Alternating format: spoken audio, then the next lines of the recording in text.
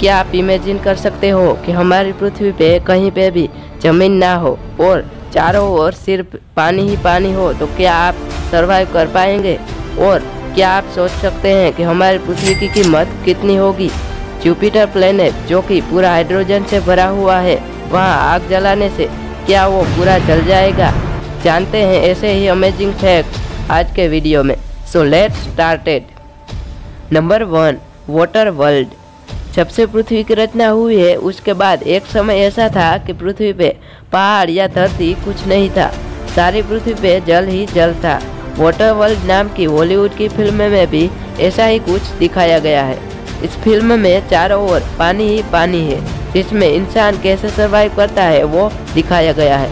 पर वास्तव में तो पृथ्वी के नीचे जो ज्वालामुखी थे वो फटे और पानी में से खड़क या टापू रूपी धरती धीरे धीरे बाहर आने लगी और कई वर्षों के बाद धीरे धीरे उसमें जीव उत्पन्न हुए और आज हम यहाँ मौजूद हैं।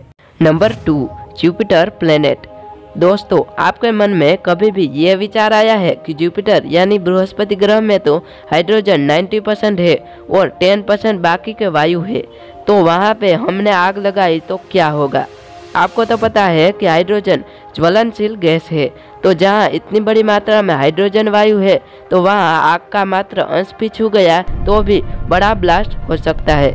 दरअसल नहीं, क्योंकि आग को जलाने के लिए ज़रूरत होती है गर्मी और ऑक्सीजन की, जो कि जुपिटर प्लेनेट पे हम गर्मी तो पैदा कर लेंगे पर ऑक्सीजन तो वहाँ पे रद्दी भर भी नहीं है, तो आप वहाँ कितनी भी कोशिश कर लो वहाँ आग नहीं जलने वाली। इसीलिए तो करोड़ों वर्षों से जुपिटर वैसे का वैसा ही है। नंबर 3, हवा का वजन। हम अपने आसपास हवा को महसूस कर सकते हैं पर हम उसे देख नहीं सकते। ऐसी हवा का भी वजन होता है।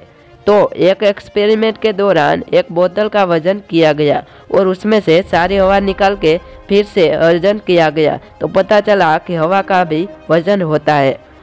हमारे शरीर पे प्रत्येक इंच पे हवा का 6 किलोग्राम वजन होता है। पर क्या कभी आपने सोचा है कि बादलों का भी वजन होता होगा? दिखने में तो हल्के फुल्के लगते हैं, पर आपको जानकर हैरानी होगी कि 1 किलोमीटर लंबे और चौड़े बादल का वजन 5 लाख केजी होता है। इतने वजन के बाद भी वो हवा में तैरते रहते हैं, क्योंकि उस बादल का वजन तो उसके एक एक कण में बटा हुआ होता है, इसीलिए तो वो आसानी से उड़ सकते हैं। Number 4, value of earth. आजकल हम घर या ज़मीन खरीदने जाते हैं तो उस जगह के आधार या उस घर के आधार पे उसके भाव होते हैं। जैसा घर या ज़मीन अच्छी वैसा उनका भाव होता है। पर क्या आपने कभी सोचा है कि हमारी पूरी पृथ्वी की कीमत क्या हो सकती है?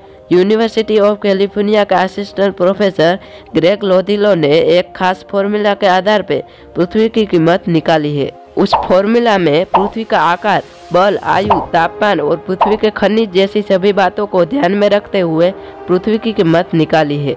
सिर्फ धरती ही नहीं, इन महाशय ने तो सौर मंडल के सारे ग्रहों की कीमत निकाल ली है। प्रोफेसर ग्रेग के अनुसार सौर मंडल का सबसे सस्ता ग्रह शुक्र है और सबसे महंगा ग्रह हमारी पृथ्वी ही है, जिसकी कीमत 3,76,258 खरब रुपए है। वीडियो अच्छी लगी हो तो लाइक और शेयर करें और चैनल पर नए हो तो सब्सक्राइब करना ना भूलें। Thanks for watching.